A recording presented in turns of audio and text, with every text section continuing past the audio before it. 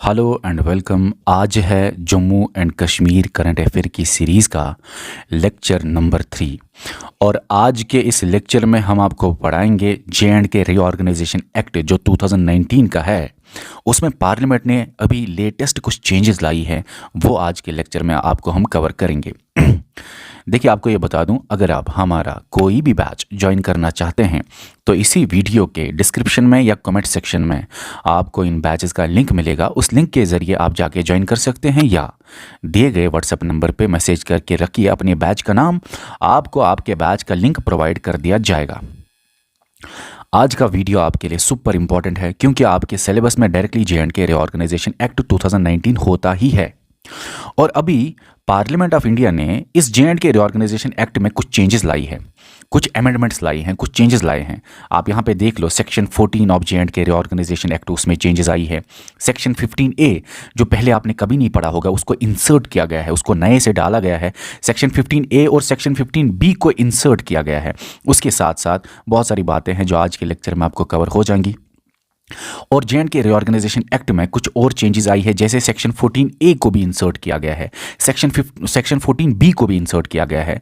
ये सारी changes J&K reorganisation act के जो हैं वो आज के इस लेक्चर में आपको कवर हो जाएंगे।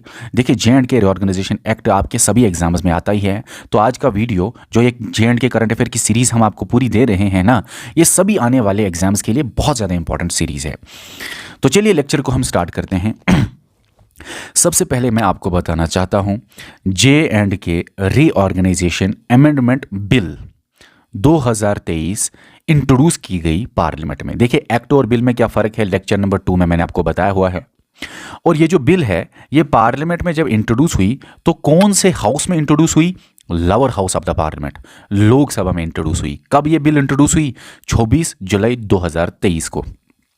आपको मैंने बताया था इससे पहले वाले लेक्चर नंबर 2 में कि 4 ऐसी बिल्स हैं जो पार्लियामेंट में जे.एंड.के के रिलेटेड एक ही दिन में इंट्रोड्यूस हुई लोकसभा में। 26 जुलाई को लोकसभा में ये 4 बिल्स इंट्रोड्यूस हुई और आपकी स्क्रीन पे ये चारों बिल्स दिख रही होंगी। लेक्चर नंबर 2 में बाकी बिल्स के बारे में हमने पढ़ा और आज हम पढ़ेंगे जे.एंड.के रीऑर्गेनाइजेशन अमेंडमेंट बिल के बारे में। ओके, अब सुन लीजिए। अब आपको मैं ये बताना चाहता हूं कि लोकसभा में ये बिल इंट्रोड्यूस हो गई, उसके बाद लोकसभा में पास होती है ये बिल दिसंबर में, 6 दिसंबर में। राज्यसभा में ये बिल जाती है उसके बाद, और राज्यसभा से भी ये पास होती है बिल 11 दिसंबर को। फिर ये बिल जब राज्यसभा से भी पास होती है ये जाती है प्रेसिडेंट के पास, और ये बिल प्रेसिडेंट पास इस बिल को प्रेसिडेंट पास करता है या एसेंट देता है या अप्रूव करता है या साइन करता है इस बिल के ऊपर। कब? 15 दिसंबर 2023 को। और 15 दिसंबर 2023 का वो डेट है जब ये बिल बन जाती है एक्ट। तभी यहां पे मैंने एक्ट लिखा है। एक्ट का मतलब होता है प्रेसिडेंट ने एसेंट दिया हुआ है, उससे पहले बिल होती है।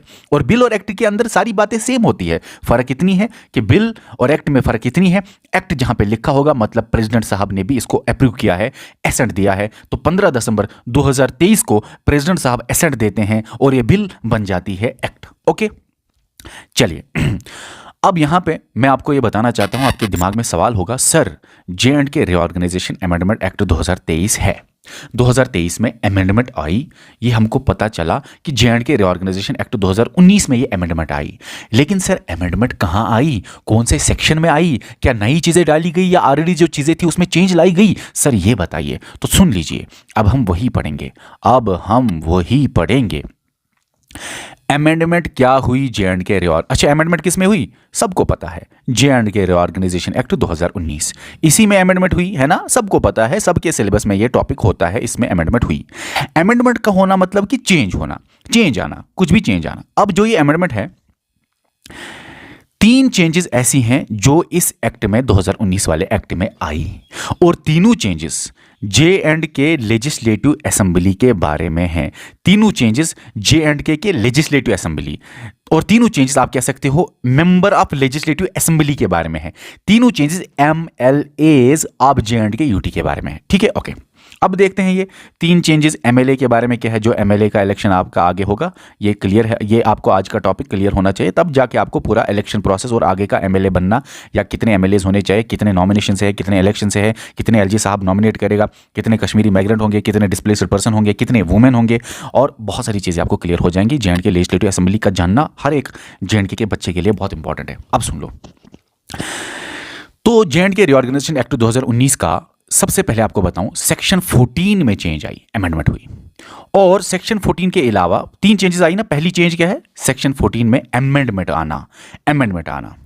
उसके साथ साथ दूसरी चेंज जो है ना, सेक्शन 15A का इंसर्ट करना। इससे पहले सेक्शन 15A नहीं था, सेक्शन 50A को इंसर्ट करा गया, मतलब डाला गया सेक्शन 15A को जे.एंड.के रीऑर्गेनाइजेशन एक्ट 2019 में, जो आप पढ़ रहे हो, आपके सिलेबस में होता है। उसके साथ साथ सेक्शन 15B को भी इंसर्ट किया गया जे.एंड.के रीऑर्गेनाइजेशन एक्ट 2019, जो आपके सिलेबस में होता है। अब आपको आगे दिखेगा सेक्शन 15B भी, इससे पहले आपने कभी नहीं देखा होगा, ठीक है? तो इसको इंसर्ट किया गया।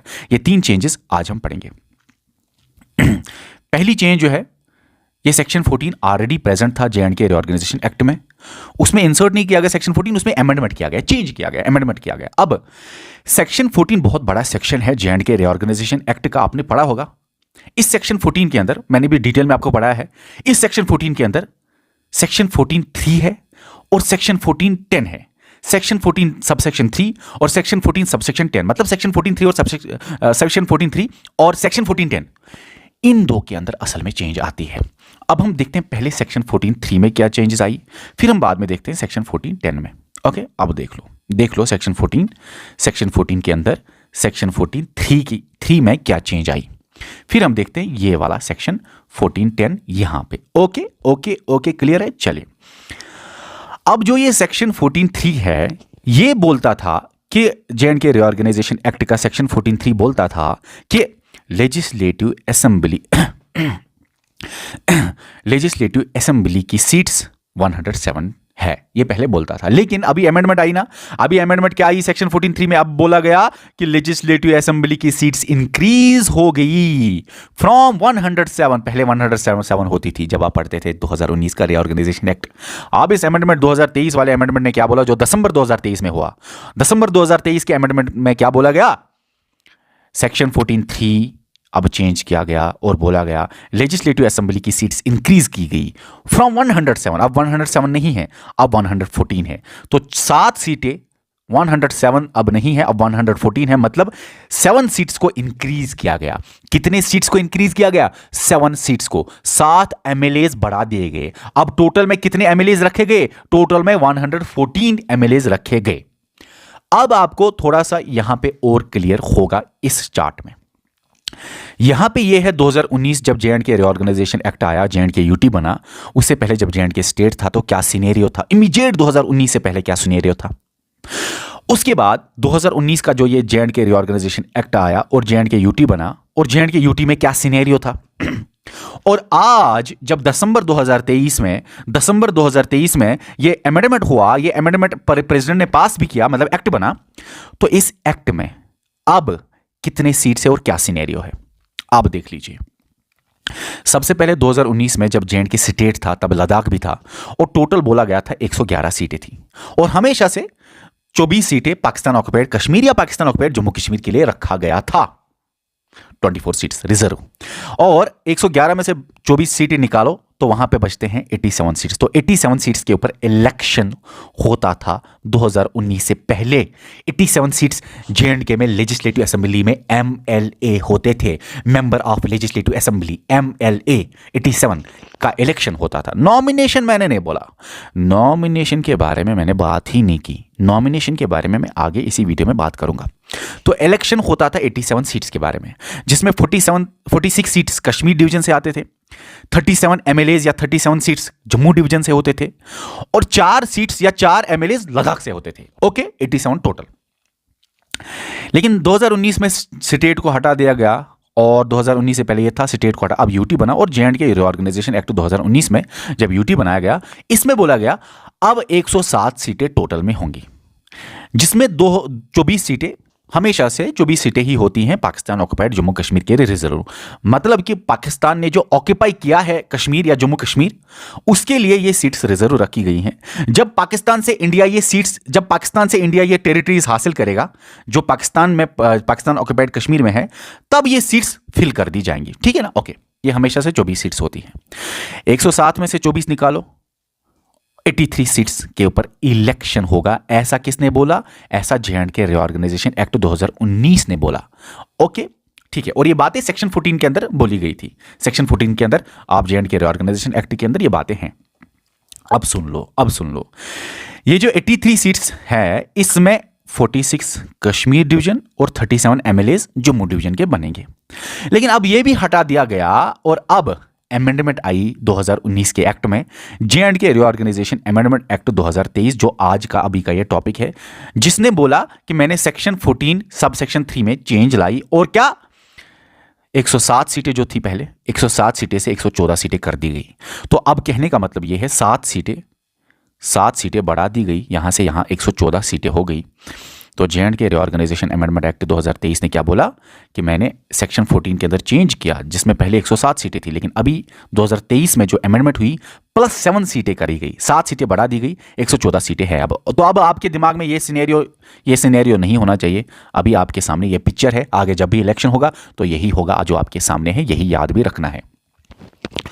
तो टोटल कितने सीटें हैं अभी? 114। दिसंबर 2023 में ये हुआ।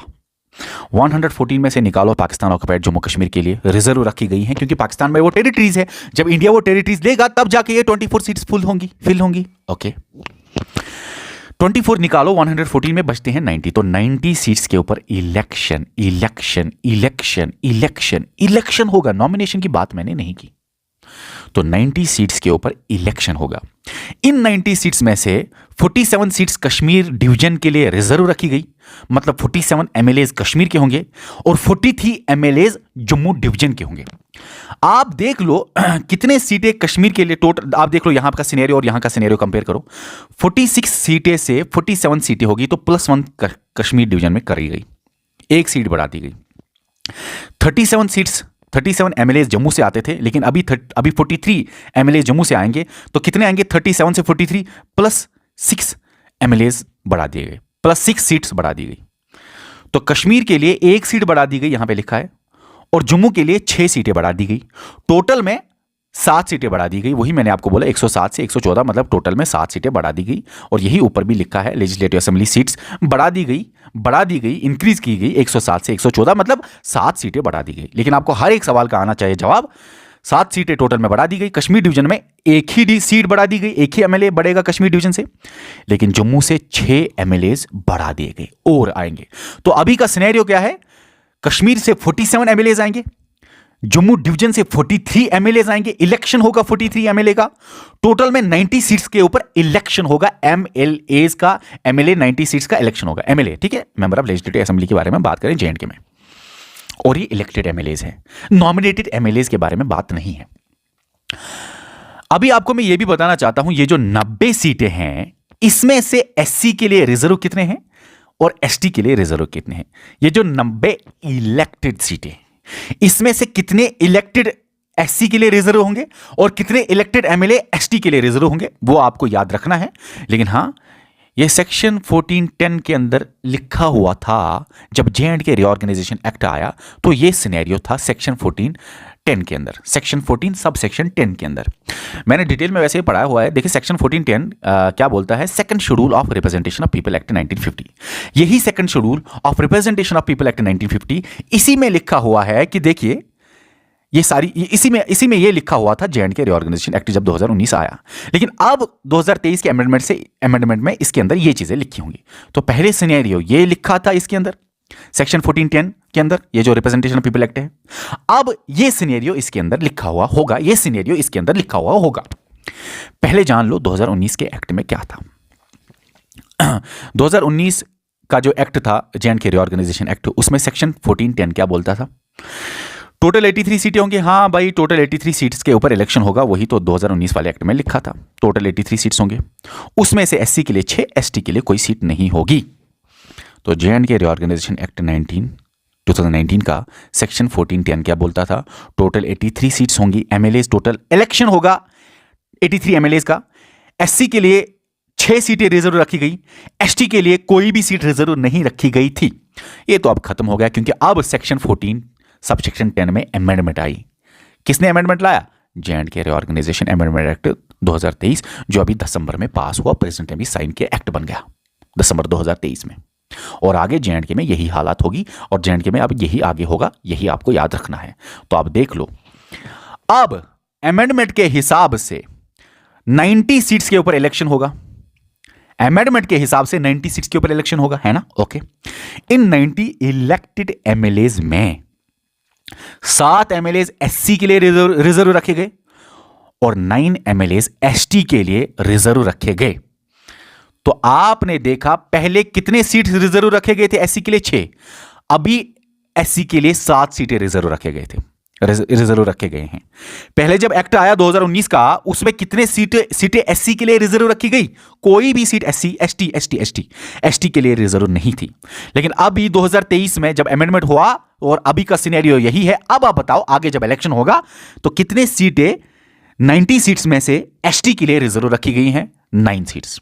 ठीक है, शॉर्ट में टोटल 90, एसटी के लिए 9। और पहली बार ऐसा हुआ कि एसटी के लिए सीट्स रिजर्व रखी गई हैं, 9 सीट्स रिजर्व रखी गई हैं। ओके ओके, तो आपने सेक्शन 14(3) और सेक्शन 14(10) समझा। एक थोड़ा सा रिकैप, सेक्शन 14(3) क्या बोलता है? 7 सीटें बढ़ा दी गई, 107 से 114 सीटें कर दी गई।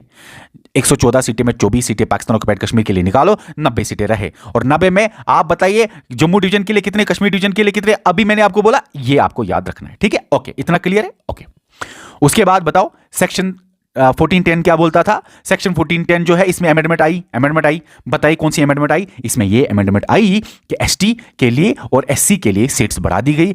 एससी के लिए 1 सीट बढ़ा दी गई, अब 7 एससी के लिए, और एसटी के लिए पहले कोई सीट ही नहीं रिजर्व रखी गई थी, अभी 9 एसटी के लिए सीट्स रिजर्व रखी गई हैं। एसटी और एससी मिला के टोटल में कितने? 16 सीटें रिजर्व रखी गई हैं। 9 और 7 मिला के टोटल में 16 सीटें रिजर्व रखी गई हैं। ठीक है, ओके, क्लियर है ना? क्लियर है ना? ये है एसटी के 9 सीटें, एससी के लिए 7 सीटें।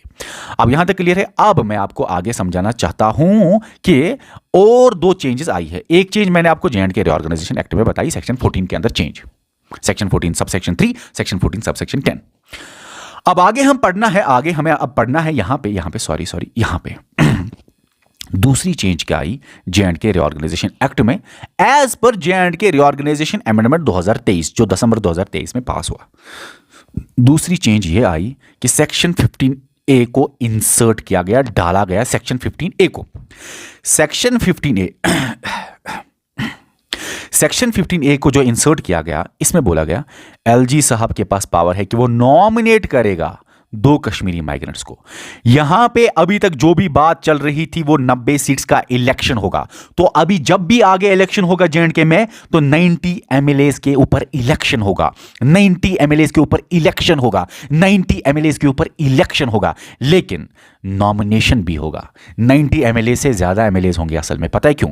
क्योंकि एलजी साहब कुछ नॉमिनेट भी करेगा, 90 सीट्स के अलावा ये नॉमिनेट करेगा, 90 सीट्स के ऊपर इलेक्शन होगा। लेकिन सेक्शन 15A जब डाला गया, जे&के रीऑर्गेनाइजेशन एक्ट 2019 में इंसर्ट किया गया, वो बोलता है एलजी साहब के पास पावर है कि वो नॉमिनेट करेगा 2 कश्मीरी माइग्रेंट्स को टू लेजिस्लेटिव असेंबली।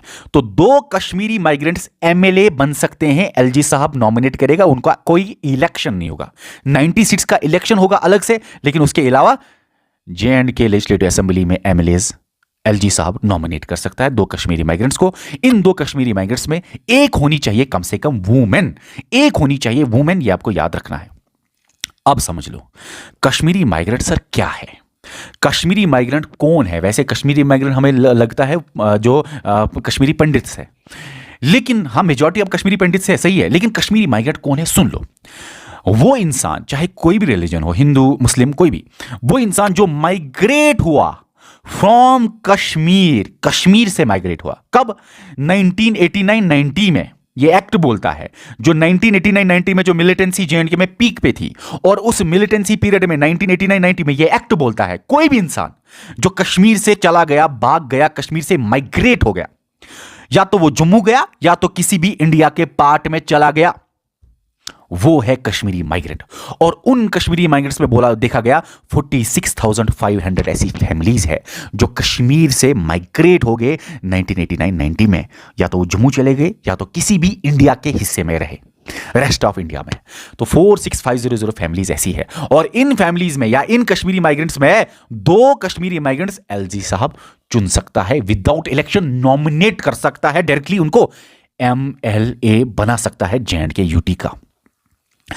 अब सवाल है कश्मीरी माइग्रेंट यहाँ पे कोई भी इंसान मान लो रशिया से आया, चाइना से आया और बोलेगा एलजी साहब को, एलजी साहब मैं भी कश्मीरी माइग्रेंट हूँ, क्योंकि मैं भी माइग्रेट हुआ कश्मीर से 1989-90 में। जब 1989-90 में वहाँ पे कश्मीर में प्रॉब्लम्स हुई तो मैं भी कश्मीर से चला गया, लेकिन आज मैं मान लो रशिया का या यूएसए का सिटीजन हूँ, मुझे भी प्लीज़ कश्मीर का एमएलए बनाओ, जे&के यूटी का एमएलए बनाओ। एलजी साहब बोलेगा नहीं, या तो वो जम्मू गया होना चाहिए या तो वो अदर पार्ट्स ऑफ इंडिया होना चाहिए, मतलब कि वो इंडिया का सिटीजन होना बड़ा इंपॉर्टेंट है। ठीक है, ओके, यहां तक क्लियर है।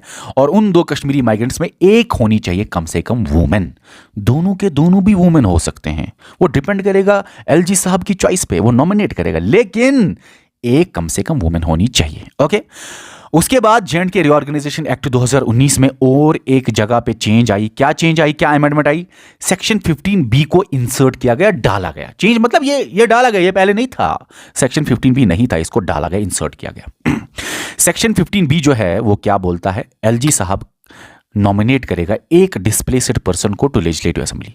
एलजी साहब एक एमएलए डिस्प्लेस्ड पर्सन, मतलब लेजिस्लेटिव असेंबली का एमएलए बना सकता है, मेंबर ऑफ लेजिस्लेटिव असेंबली बना सकता है एक डिस्प्लेस्ड पर्सन को। एलजी साहब को किसने पावर दिया कि एक डिस्प्लेस्ड पर्सन को जाओ आप एमएलए बनाओ विदाउट इलेक्शन, डायरेक्टली आप चुन लो, डायरेक्टली डिसाइड करो विदाउट इलेक्शन?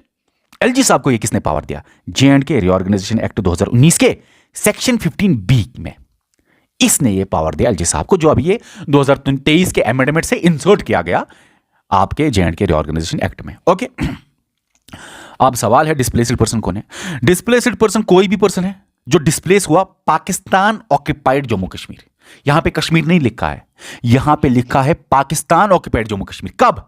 डेट याद रखना, 1947, 48, 1965, 1971। ये 3 डेट्स आपने थोड़े थोड़े याद हो गए होंगे अगर आपको हिस्ट्री पता है।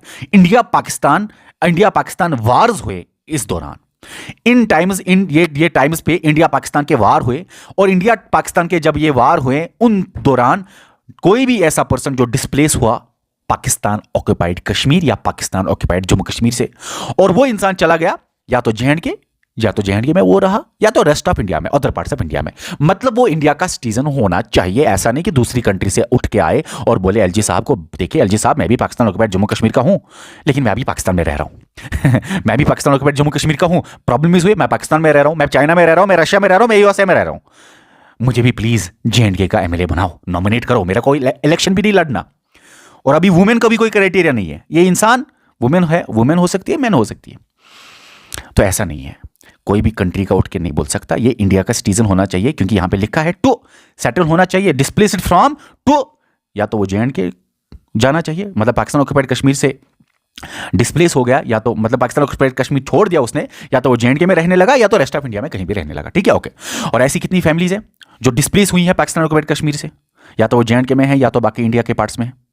ऐसी 41,800 फैमिलीज हैं, और इन्हीं फैमिलीज में एलजी साहब एक चुन सकता है, कोई भी, वो मैन हो सकता है, वो मेल हो सकता है, फीमेल हो सकता है, यहां पे कोई क्राइटेरिया नहीं है, वो एक चुन सकता है और बना सकता है उसको एमएलए विदाउट इलेक्शन। अब यहां पे जो सेक्शन 15A है इसमें 2 कश्मीरी माइग्रेंट, एक वुमेन होनी चाहिए कम से कम, और सेक्शन 15B इसमें एक डिस्प्लेस्ड पर्सन, मतलब कि एलजी साहब का पावर बढ़ा दिया गया। देखो 90 सीट्स के ऊपर इलेक्शन तो होगा ही, इलेक्शन के अलावा भी सीट्स हो सकती हैं, इलेक्शन के अलावा भी एमएलए हो सकते हैं, वो एलजी साहब के पास वो पावर है, और एलजी साहब का पावर बढ़ा दिया गया। आप ये देख सकते हो, एलजी साहब का पावर बढ़ा दिया गया।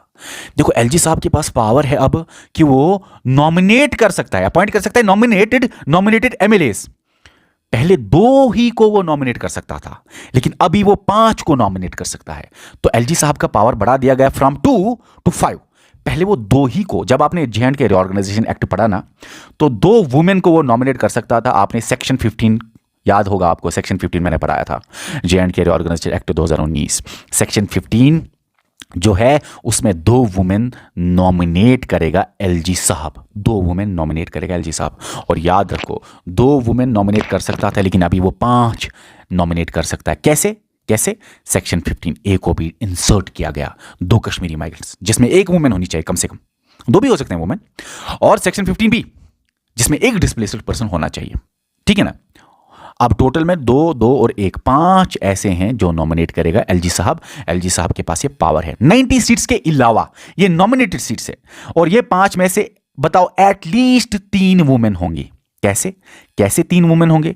एक तो सेक्शन 15 बोलता है 2 वुमेन, दूसरा सेक्शन 15A बोलता है 2 कश्मीरी माइग्रेंट्स में 1 वुमेन, तो हुए ना 3 वुमेन, 2 वुमेन और 1 वुमेन कम से कम, तो एटलीस्ट 3 वुमेन होस्ट होने चाहिए। ये 5 नॉमिनेटेड एमएलएज में पांचों के पांचों भी वुमेन हो सकते हैं, डिपेंड करेगा एलजी साहब पे, लेकिन 5 नॉमिनेटेड एमएलएज में 3 कम से कम वुमेन होने चाहिए। अब आपको ये याद रखना है, जो भी आपने ऊपर पढ़ा, जितने भी चेंजेस जे.एंड.के रीऑर्गेनाइजेशन एक्ट में ऊपर पढ़े, ये सब जे.एंड.के डिलिमिटेशन कमीशन ने बोला था ऐसा करो। तो याद रखो, जे.एंड.के डिलिमिटेशन कमीशन से भी शायद सवाल बन सकता है, आप देख लो, थोड़ा सा ही है। जे.एंड.के डिलिमिटेशन कमीशन सेट हुआ मार्च 2020 में और फाइनल रिपोर्ट इन्होंने सबमिट की मई 2022 में, और इन्होंने ही ये सब बोला ऐसे चेंजेस जे.एंड.के एमएलएज में लाओ। आप देख लो, 3 मेंबर का ये डिलिमिटेशन कमीशन सेट किया था गवर्नमेंट ऑफ इंडिया ने, 3 मेंबर कमीशन, ठीक है। और हेड कौन था? Headed by justice Ranjana Prakash Desai, retired supreme court जज, justice Ranjana Prakash Desai, retired supreme court जज। और ये एक मेंबर था, ये इनका चेयरमैन था, जस्टिस रंजना प्रकाश देसाई, यही हेड था। उसके साथ साथ 2 और मेंबर्स थे, सुशील चंद्रा जो chief election commissioner of India था उस टाइम, ओके, और के शर्मा जो जे.एंड.के स्टेट इलेक्शन कमिश्नर था उस टाइम। आज जो जे.एंड.के का स्टेट इलेक्शन कमिश्नर है वो है बी.आर. शर्मा, शर्मा दोनों हैं। और आज जो है इंडिया का चीफ इलेक्शन कमिश्नर वो है सुशील चंद्रा, तब थे, लेकिन आज आपको पता ही होगा राजीव कुमार है, ठीक है ना, राजीव कुमार है चीफ इलेक्शन कमिश्नर। अब ये सब याद नहीं रखना है, सिर्फ इतना याद रखो, जे.एंड.के डिलिमिटेशन कमीशन ने ही ये सब रिकमेंडेशन दिए थे, तब जाके पार्लियामेंट में ये चेंजेस आई जो मैंने आपको पढ़ाया। देखिए इन्होंने ही ये सब बोला था, क्या चेंजेस बोला था, और इसके हेड थे ये। इन्होंने क्या बोला था?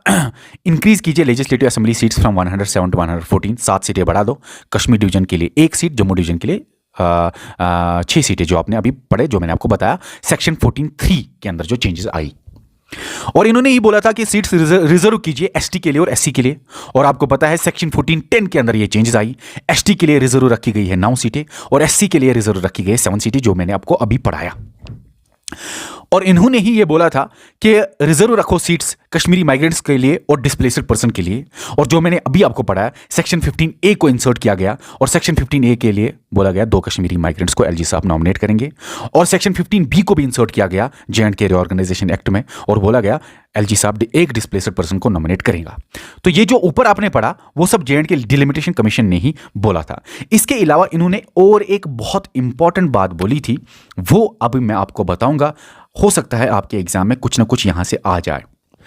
इस कमीशन ने बोला जितनी भी पार्लियामेंट्री कॉन्स्टिट्यूएंसीज है, मतलब जे.एंड.के से आपको पता है लोकसभा के लिए 5 सीटें होती हैं, है ना, मतलब पार्लियामेंट्री कॉन्स्टिट्यूएंसीज या लोकसभा की जो 5 सीटें होती है जे.एंड.के की, उन सभी को equal number of 18 legislative assemblies constituencies होनी चाहिए। ये कंसेप्ट मैं आपको समझाता हूं। देखिए फॉर एग्जांपल मैं आपको ऐसे समझाता हूं, मान लीजिए ये जे.एंड.के हैं सर्कल में जो मैंने बनाया, और जे.एंड.के से 5 सीटें हैं लोकसभा के लिए, 5 एमपीज चुने जाएंगे जे.एंड.के से, है ना, ये आपको पता ही है।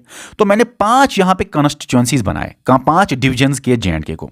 यहां से 1 लोकसभा की सीट है, 1 पार्लियामेंट्री कॉन्स्टिट्यूएंसी या लोकसभा बोलो, 1 पार्लियामेंट्री कॉन्स्टिट्यूएंसी या लोकसभा बोलो, 1 तो जे.एंड.के से यहां पे आपके सामने 5 लोकसभा या पार्लियामेंट्री कॉन्स्टिट्यूएंसीज है, 5 एमपी, 5 लोकसभा मेंबर्स ऐसे जे.एंड.के से जाते हैं, इतने एरिया से, ओके।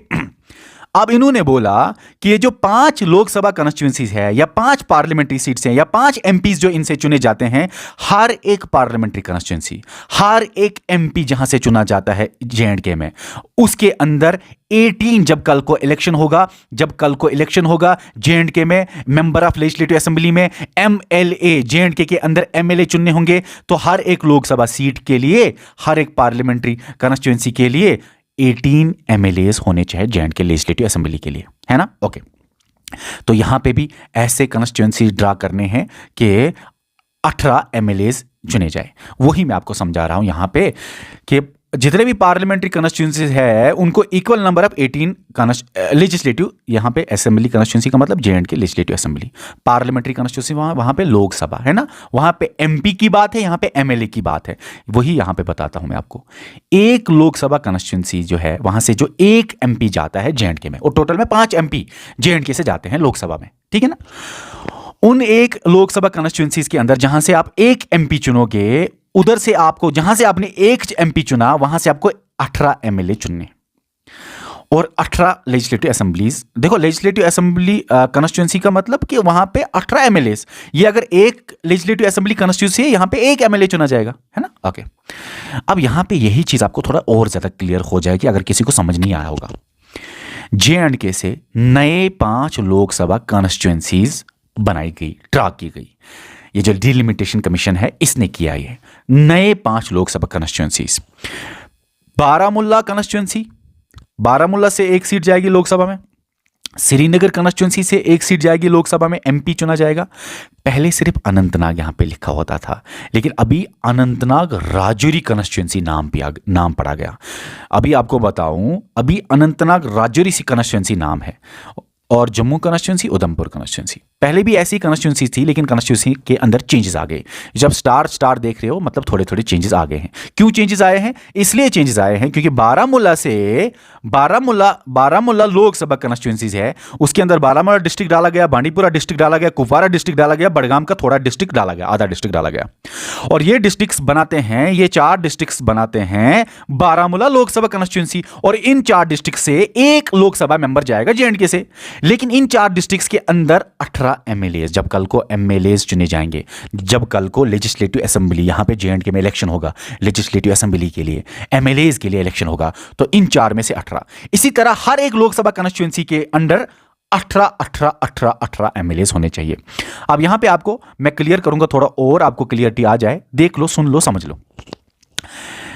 पहले 5 लोकसभा कॉन्स्टिट्यूंसीज थी J&K रीऑर्गेनाइजेशन एक्ट 2019 के हिसाब से भी, लेकिन अभी यहां पे अनंतनाग और राजौरी आप देखोगे थोड़ा एडिशनल। पहले क्या था? बारामूला लोकसभा कॉन्स्टिट्यूंसी या parliamentary constituency, Srinagar Lok Sabha constituency या parliamentary constituency, Anantnag Lok Sabha constituency या पार्लियामेंट्री कॉन्स्टिट्यूंसी, लेकिन अभी अनंतनाग राजौरी का नाम डाला गया है। और पहले क्या था? जम्मू लोकसभा कॉन्स्टिट्यूंसी, अभी भी है, और पहले उधमपुर लोकसभा कॉन्स्टिट्यूंसी था, अभी भी है ना। उधमपुर लोकसभा कॉन्स्टिट्यूंसी बोलो या उधमपुर पार्लियामेंट्री कॉन्स्टिट्यूंसी बोलो, एक ही बात है। ये पार्लियामेंट्री कॉन्स्टिट्यूंसी का मतलब है लोकसभा कॉन्स्टिट्यूंसी, ओके ठीक है। ये असेंबली कॉन्स्टिट्यूंसी का मतलब है J&K असेंबली, ठीक है, ओके ठीक है, डन डन डन डन। अब सुन लो, बारामुल्ला लोकसभा कॉन्स्टिट्यूंसी के अंदर बारामूला डिस्ट्रिक्ट है, बांडीपुरा डिस्ट्रिक्ट है, कुपवारा डिस्ट्रिक्ट है, और बड़गाम का आधा डिस्ट्रिक्ट है, क्योंकि बड़गाम का कुछ डिस्ट्रिक्ट यहां पे श्रीनगर में भी आपको देखने को मिलेगा, तभी यहां के स्टार लगा के है, ठीक है। पहले ये बड़गाम श्रीनगर में ही आता था, ओके ठीक है। तो अभी ये न्यू लोकसभा कॉन्स्टिट्यूंसीज है, और आप ये देख लो, ये डिस्ट्रिक्ट्स इसके अंदर आती हैं। इन्हीं डिस्ट्रिक्ट्स में से एक सीट जाएगी। सभी डिस्ट्रिक्ट्स में बारामूला नाम पड़ा है, बारामूला लोकसभा कॉन्स्टिट्यूंसी या बारामूला पार्लियामेंट्री कॉन्स्टिट्यूंसी, इधर से एक सीट जाएगी इंडिया के लोकसभा में MP बनने के लिए। J&K से MP बनेगा, और इन्हीं एरियाज में से कल को जब J&K के अंदर MLAs के लिए इलेक्शन होगा, MP नहीं, MP तो एक चुने जाएगा, इन एरियाज में MP एक ही चुना जाएगा, लेकिन कल को जब J&K में MLA चुने जाएंगे तो एक MP जहां से चुना वहां से 18 MLAs चुनने हैं। इसी तरह श्रीनगर पार्लियामेंट्री कॉन्स्टिट्यूंसी या श्रीनगर लोकसभा कॉन्स्टिट्यूंसी, श्रीनगर में एक तो श्रीनगर डिस्ट्रिक्ट आएगा, श्रीनगर लोकसभा कॉन्स्टिट्यूंसी में एक तो श्रीनगर डिस्ट्रिक्ट आएगा, गांधरबल डिस्ट्रिक्ट आएगा, पुलवामा डिस्ट्रिक्ट आएगा, बड़गाम डिस्ट्रिक्ट आएगा, शोपियान डिस्ट्रिक्ट आएगा। स्टार इसलिए क्योंकि शोपियान आप आगे अनंतनाग राजौरी डिस्ट्रिक्ट में भी देखोगे, यहाँ पे शोपियान और बड़गाम का कुछ हिस्सा यहाँ पे भी है। तो थोड़ा रीशफल किया गया है, थोड़ा चेंजेस लाए गए हैं। क्यों चेंजेस लाए गए हैं? क्योंकि श्रीनगर लोकसभा कॉन्स्टिट्यूंसी से जो डिस्ट्रिक्ट है, जो डिस्ट्रिक्ट आता है श्रीनगर लोकसभा कॉन्स्टिट्यूंसी या पार्लियामेंट्री कॉन्स्टिट्यूंसी के अंदर, ये जो आपके सामने जो डिस्ट्रिक्ट आता है, जो डिस्ट्रिक्ट आता है जहां से एक MP चुना जाएगा श्रीनगर लोकसभा कॉन्स्टिट्यूंसी के लिए, श्रीनगर पार्लियामेंट्री कॉन्स्टिट्यूंसी में एक MP चुना जाएगा। इन्हीं एरियाज में बराबर ये श्रीनगर लोकसभा कॉन्स्टिट्यूंसी के अंदर जो डिस्ट्रिक्ट्स है, इन्हीं में कल जब MLAs चुने जाएंगे तो 18 MLAs आने चाहिए। ये इक्वल नंबर होना चाहिए, ये इक्वल नंबर होना चाहिए। एक MP का पावर यहां पे 18 MLAs के पावर के जितना इक्वल नंबर ऑफ होना चाहिए। थोड़ा एडजस्टमेंट किया गया है ये नए लोकसभा कॉन्स्टिट्यूंसीज में, थोड़ा एडजस्टमेंट क्या है। यहां पे मैं अनंतनाग में आपको अच्छी तरह से बताता हूं एडजस्टमेंट क्या हुई है। यहां पे अनंतनाग के साथ राजौरी भी जोड़ा गया है। पहले राजौरी के जो डिस्ट्रिक्ट है या राजौरी के साथ साथ पुंछ का जो डिस्ट्रिक्ट है वो वहां पे जोड़ा जाता था जम्मू में। लेकिन अभी क्या हुआ, अभी क्या है, अभी अनंतनाग राजौरी जो है, अनंतनाग को राजौरी के साथ जोड़ के क्या करा गया, अनंतनाग राजौरी लोकसभा कॉन्स्टिट्यूंसी बनाई गई। यहां पे एक लोकसभा की सीट जाएगी इंडियन पार्लियामेंट में, इंडिया के लोकसभा में एक सीट जाएगी। और इसके अंदर कौन कौन सा डिस्ट्रिक्ट लाया गया, Anantnag district, Kulgam district, Rajouri district, Poonch district और शोपियान डिस्ट्रिक्ट। शोपियान डिस्ट्रिक्ट का कुछ हिस्सा आपको श्रीनगर में दिखेगा, राजौरी डिस्ट्रिक्ट का कुछ हिस्सा आपको यहां पे जम्मू में दिखेगा, तभी जाके स्टार। ठीक है, इंपॉर्टेंट बात कहना जा रहा हूं, सुन लो। अनंतनाग राजौरी लोकसभा कॉन्स्टिट्यूंसी से एक लोकसभा सीट जाएगी, है ना, एक एक एक एक एक, तभी तो 5 सीटें लोकसभा के लिए हैं जेएंडके में, है ना। ओके, एक सीट जाएगी यहां से, इसके अंदर एक सीट जाएगी, मतलब इतने डिस्ट्रिक्ट से एक सीट जाएगी लोकसभा में। लेकिन कल जब इलेक्शन होगा तो इतने ही डिस्ट्रिक्ट्स में 18 एमएलए चुने जाएंगे जेएंडके लेजिस्लेटिव असेंबली के लिए। तो एक एमपी ऊपर जाएगा इन्हीं डिस्ट्रिक्ट्स में, एक एमपी सेंटर में जाएगा पार्लियामेंट में इन्हीं डिस्ट्रिक्ट्स में, लेकिन इधर यूटी में इन्हीं डिस्ट्रिक्ट्स में 18 एमएलए चुने जाएंगे। अब सुन लो, पहले सिर्फ अनंतनाग होता था, राजौरी नाम इससे अभी जोड़ा गया। पहले जो सिर्फ अनंतनाग था उसमें पता है कौन कौन सा डिस्ट्रिक्ट आता था, उसमें पुलवामा आता था, जो अभी पुलवामा श्रीनगर में चला गया है। उसमें अनंतनाग कॉन्स्टिट्यूंसी में पता है क्या आता था, उसमें शोपियान आता था, जो शोपियान थोड़ा सा भी अनंतनाग में भी है, अनंतनाग राजौरी में भी है और श्रीनगर में भी है। उसमें कुलगाम आता था, जो अभी अनंतनाग में ही आपको मिलेगा, और उसमें अनंतनाग आता था डिस्ट्रिक्ट जो अभी। तो ये 4 डिस्ट्रिक्ट्स आते थे पहले अनंतनाग में। अनंतनाग में पहले 4 डिस्ट्रिक्ट्स आते थे, Pulwama district, Shopian district, Kulgam district, Anantnag district.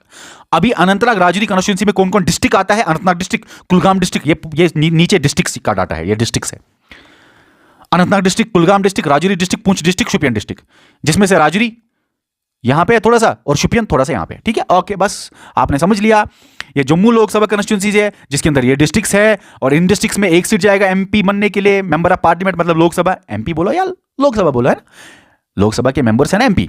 और इन्हीं एरिया से, इन्हीं डिस्ट्रिक्ट से 18 एमएलए कल को चुने जाएंगे जेएंडके लेजिस्लेटिव असेंबली के लिए। इसी तरह उधमपुर में ये डिस्ट्रिक्ट्स आते हैं, किश्तवाड़ डिस्ट्रिक्ट, दोला डिस्ट्रिक्ट, रामबन डिस्ट्रिक्ट, कोतवाड़ डिस्ट्रिक्ट, उधमपुर डिस्ट्रिक्ट। और ये डिस्ट्रिक्ट्स में उधमपुर के लिए, उधमपुर लोकसभा कॉन्स्टिट्यूंसी में एक सीट जाएगी सेंटर में, पार्लियामेंट ऑफ इंडिया में, लोकसभा में।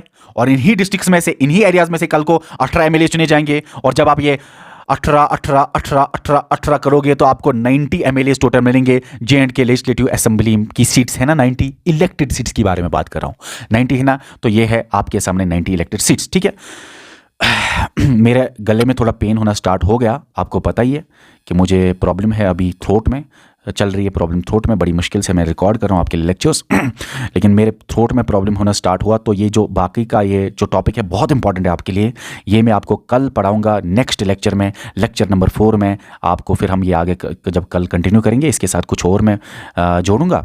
तो ये अब हम कल करेंगे क्योंकि मुझे थ्रोट में पेन होना स्टार्ट हो गया।